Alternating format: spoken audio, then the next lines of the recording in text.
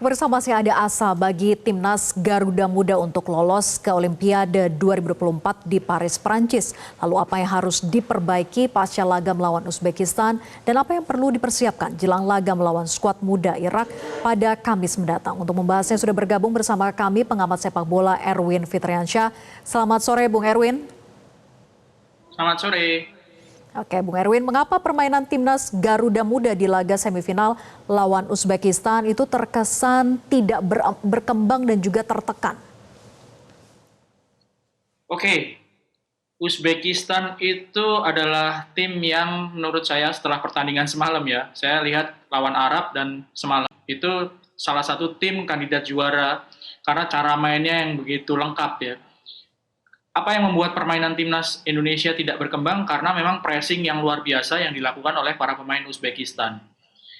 Sehingga ketika para pemain timnas mendapatkan bola, itu sangat mudah untuk lepas karena pressing yang segera dilakukan oleh pemain-pemain Uzbekistan ini sangat cepat ya, sangat cepat, sangat ketat, dan tidak memberikan banyak kesempatan bagi pemain-pemain Indonesia U23 untuk lepas dari tekanan. Untuk lebih lama menguasai bola itu susah sekali. Sering kali bola itu justru lepasnya di daerah pertahanan sendiri.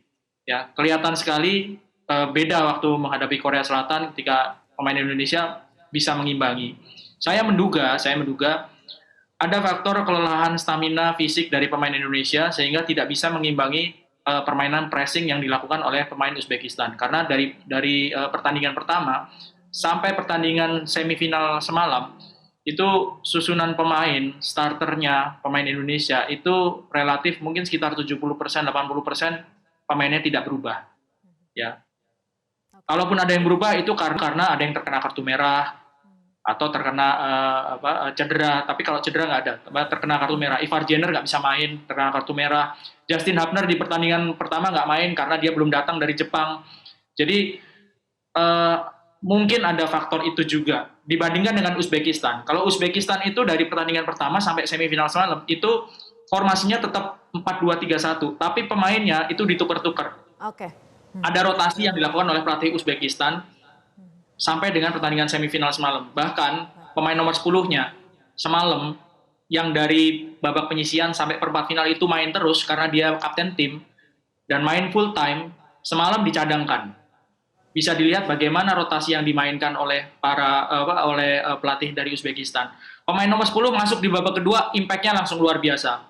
Indonesia kebobolan 2 gol di babak kedua dan peran dari pemain nomor 10, kapten tim Jalaludinov namanya kalau nggak salah, nomornya nomor 10, itu perannya luar biasa. Tapi dari situ bisa kita lihat bahwa rotasi pemain yang dilakukan oleh pelatih Uzbekistan itu sangat-sangat bermanfaat dalam jadwal yang padat dan ketat.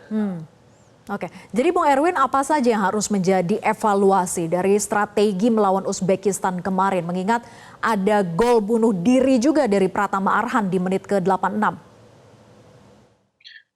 Nomor satu, Indonesia pernah mengalami situasi seperti ini ya. Kalah, kontroversi dari wasit, ada kartu merah dari pertandingan pertama menghadapi Qatar, menghadapi tuan rumah.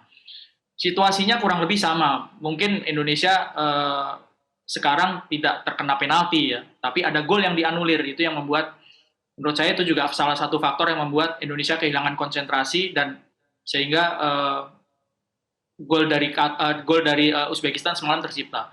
Yang pertama adalah bagaimana membenahi mental, bagaimana membangkitkan mental kembali. Lupakan pertandingan lawan Uzbekistan, itu faktor non teknis. Kalau soal faktor teknis dalam waktu yang singkat susah untuk digenjot ya, untuk ditingkatkan dalam waktu singkat dengan drastis. Tapi faktor mental, faktor motivasi, semangat itu yang menurut saya lebih penting karena pertandingan menghadapi Irak sama menentukannya untuk tiket kelolosan ke Olimpiade. Jadi lupakan pertandingan lawan Uzbekistan sambil menyiapkan skenario ketika nggak ada Rizky Ridho udah pasti nggak bisa main karena akumulasi terkena kartu merah. Jadi yang lebih penting adalah faktor non teknis kalau menurut saya ya, nomor satu. Nomor dua, yang menyiapkan faktor teknis, bagaimana cara mainnya ketika menghadapi Irak, sudah punya pengalaman dengan pressing yang luar biasa dari Uzbekistan dan susah sekali untuk lepas dari tekanan. Possession semalam 60 sekian banding 30 sekian, dominan sekali Uzbekistan. Indonesia sama sekali nggak melepaskan tendangan ke arah gawang. Hanya 4 percobaan, 0 ke arah gawang. Itu membuktikan bahwa luar biasa tekanan dari Uzbekistan. Uzbekistan melepaskan 28 tendangan ke arah gawang Indonesia, percobaan. Tapi yang on target 4. Ya, mereka bisa mencetak 2 gol. 28 dibanding 4 percobaan ke arah gawang. Itu kan luar biasa sekali dominasi dari Uzbekistan semalam. Oke. Mengingat Shen Yinhao yang tampil sebagai wasit dalam laga kemarin ramai juga dibicarakan gitu ya warganet karena sejumlah keputusan kontroversialnya. Apa catatan Anda soal ini? Ada 2 yang paling yang paling dibicarakan. Yang pertama tentu adalah gol dari Ferrari yang dianulir. Dilihat dari berbagai macam sudut, memang ada yang kalau dilihat dari sini nggak offside, Sananta, dilihat dari sini offside. Tapi di dalam ruang VAR itu, apa yang ada di dalam ruang VAR itu nggak semuanya ditampilkan di layar gitu, nggak semua ditampilkan terutama di layar TV ya. Jadi saya pikir apa yang diputuskan oleh wasit terkait gol Ferrari yang dianulir itu juga sudah benar gitu.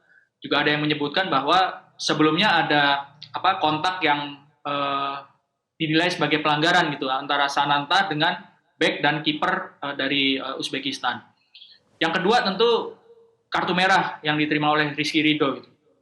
Ya ada yang bilang follow through, tapi setelah dilihat dari tayangan ulang kan dia kakinya memang lurus ke depan, tapi setelah mengenai bola ke samping gitu. Ke sampingnya itu ya akhirnya ke arah area yang berbahaya, dan itu memang dibilang kartu merah langsung ya memang itu ganjaran yang biasanya dikasih oleh wasit, dan itu sudah ditayangkan oleh VAR.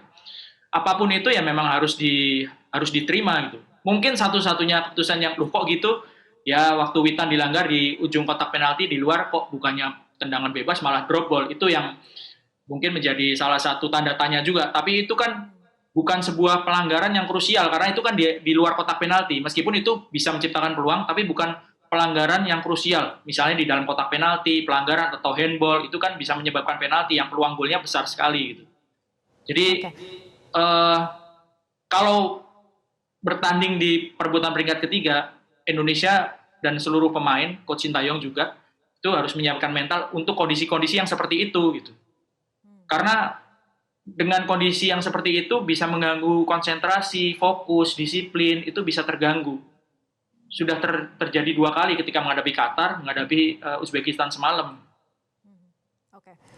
Jadi selain mental yang harus siapkan, apa modal kita melawan timnas Irak nanti? Teknis yang jelas ya.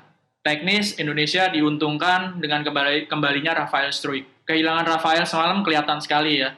Tidak ada pemain striker, pemain depan yang bisa menjadi tembok, yang bisa mencari ruang seperti Rafael.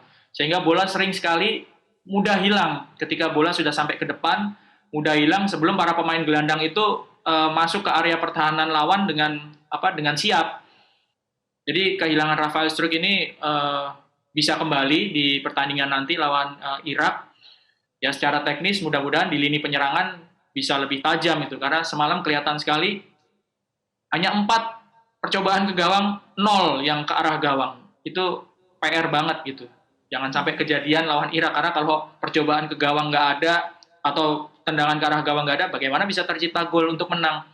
Secara teknis itu sih yang paling penting ya. Bagaimana bisa mencetak gol setelah semalam itu susah sekali untuk keluar dari tekanan.